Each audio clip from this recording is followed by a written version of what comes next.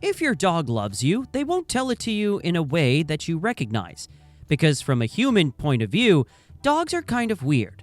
And when you learn more about their various love languages, you'll see just how weird they are. Let's look at the ways dogs convey their affection, including biting and deciding how weird they are from a human perspective. I know I teased biting, and we'll get to that first. But there's a few things I want to talk about first, like growling. Most pet parents assume that when their dog growls, that always means they're angry, or in a particularly aggressive mood. And to be fair, it often does mean that. There's a reason why seeing your dog's sharp teeth as they snarl and hiss makes you feel uncomfortable. It's because something in your bones is warning you that a growling dog is something to be afraid of. But not all growls are made equal. Yes, dogs often growl to let you know they're angry, but some dogs, maybe even your dog, growl when they're happy, especially if they and you are in the midst of a play session. Because remember, the way a dog plays is rooted in how they used to hunt back when they were wild animals.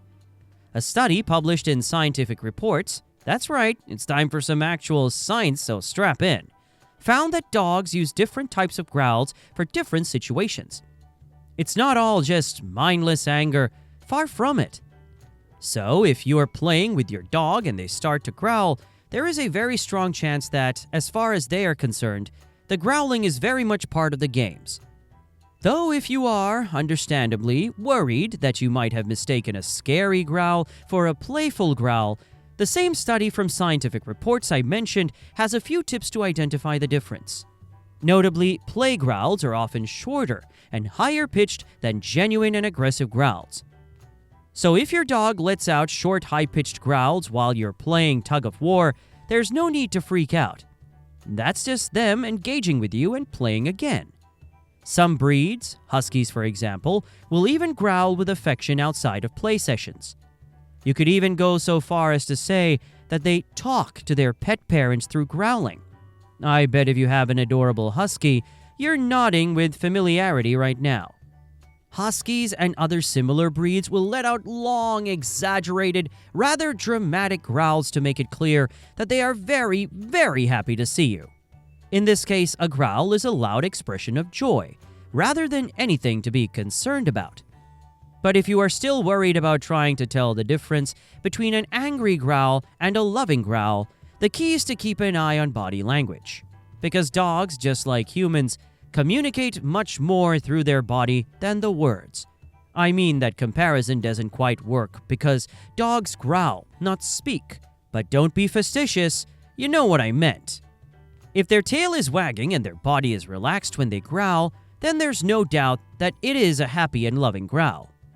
With each of those items on the list, I'm going to take a moment to consider how weird it would be for a human to convey their love in a similar fashion.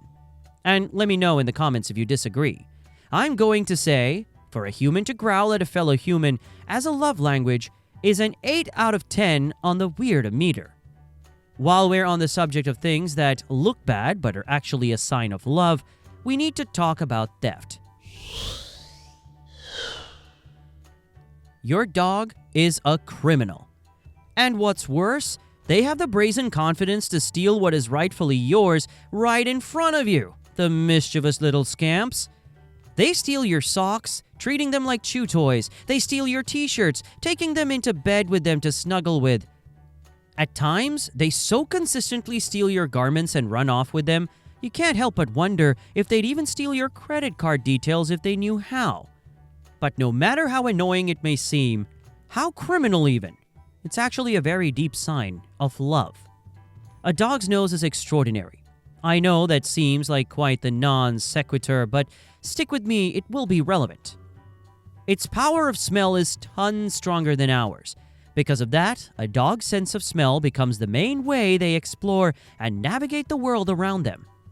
Some experts think your dog's sense of smell may be as much as tens of thousands of times more powerful than yours. When I say yours, I mean humans in general. I'm not specifically insulting your sense of smell. I don't know you well enough to do that.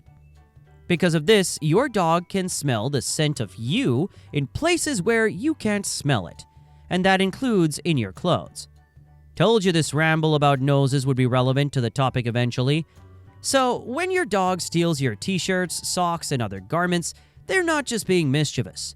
They're actively surrounding themselves with your scent because they love you, and this is how they show it. They love it so much that a 2015 study in behavioral processes, here we go with the actual science again, found that a dog's brain literally lights up with happiness when they smell your signature musk. So when you next spot your pup curled up with your fave sweater, don't be mad. It just means they love you, want to feel close to you, and are letting you know that's the case. I'm going to say, for a human to steal another person's clothes as a love language, it's a 4 out of 10 on the weirdo meter. After all, many people like to sleep in their partner's sweater or old t-shirt. Some people find it unsettling when their dog stares at them intently. That deep, never-ending gaze dogs do when it feels like they are trying to read your mind or shoot lasers out of their pupils. They just sit there gawping at you. It feels like at any moment they might pounce on you. But this unending gaze is nothing to be unsettled by. In fact, it's one of the strongest ways a dog lets you know that they love you. Studies show, even more proper science guys, that when a dog locks eyes with their pet parent, both the dog and the human experience a boost in oxytocin. That's literally the same hormone responsible for creating the bond between a mother and their baby. So that's a powerful connection right there. Anytime somebody tells you it's silly to love your dog as much as you do, drop that fact on them. Mutual gazing between your dog and you can increase oxytocin by a significant amount and will, over time, intensify the bond between you until it is stronger than the Incredible Hulk after a double espresso. If your dog locks eyes with you and simply watches unwaveringly, they are besotted with you.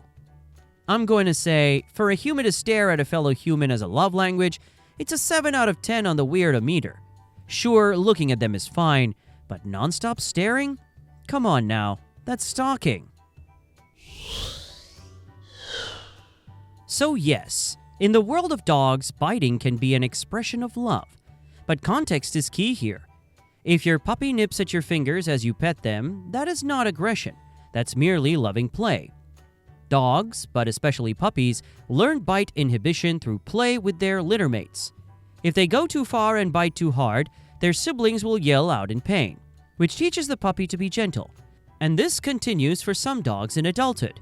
He may well playfully chew at their fellow dogs and pet parents as a goofy and loving way to interact. If your dog playfully mounts your hand or even nibbles your sleeve, it's just their way of engaging with you. But as I say, context is key. If you yell at your dog, not that you would, and they suddenly chomp at you, that's not a loving bite. That is a dog who is lashing out because they are angry or scared. If they bite down hard enough to pierce skin, that's not love. That's a genuine attack. As I was saying, as a puppy, they learn bite inhibition by nibbling with their littermates and you. So by the time they're an adult, they know the difference between a bite that will hurt you and a bite that won't. If your dog bites you and it hurts, they knew it would, and that was not a sign of love. But if your dog bites you and it never does, well, that's just an affectionate little love nibble. I'm just going to say, for a human to bite a fellow human as a love language is a depends what you're into out of 10 on the weirdo meter. Dogs don't hug like humans do, mainly because they don't have arms, but also because they don't like feeling constricted and suffocated. But crucially, because they don't have arms. With that said, though, dogs do kind of have their own version of a hug. Leaning against their pet parent like they're struggling to stand and they need you to hold them upright. In dog language, physical proximity is equal to emotional closeness. When they lean into you, they are both literally and metaphorically seeking comfort, warmth, and even reassurance. It's basically the same thing as when a baby or toddler sort of reaches out towards and grabs at their parent.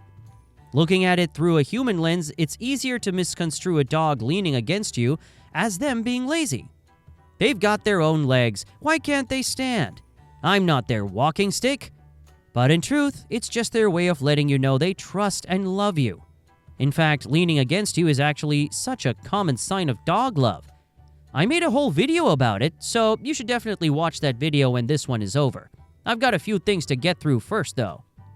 I'm going to say, for a human to lean on a fellow human as a love language, it's a 6 out of 10 on the weirdo meter. Unless you think about it as what it is, a hug, then it's 0 out of 10. Let me paint a scene. Not literally, I'm not Bob Ross, but you know what I mean. You're sitting on the couch, you've got classic music blaring, you're attempting to read a book, and you've poured yourself a nice glass of wine. You're really trying hard to be classy and sophisticated lately, but you don't want to admit you'd rather be watching trashy reality television. Then suddenly, without warning, your dog surfaces and drops something at your feet. One of their toys. What are they doing? What do they do that for? Do they want you to throw the toy like a game of fetch? Are they bragging about what lovely toys they have? A brag that totally makes no sense, seeing as you're the one who had to pay for said toys. The reason is far cuter. You see, dogs love their toys. When they bring you one, it is a very big deal because what they are doing is, despite their love for their toy, they are deciding they're willing to share it with you.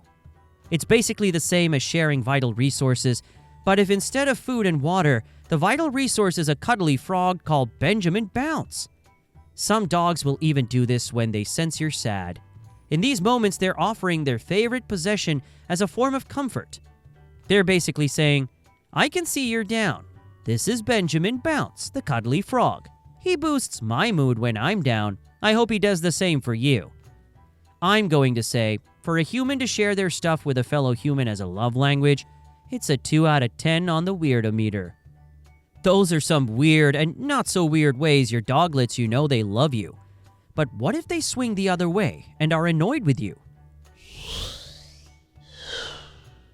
The next video will teach you how to know when you've irritated them.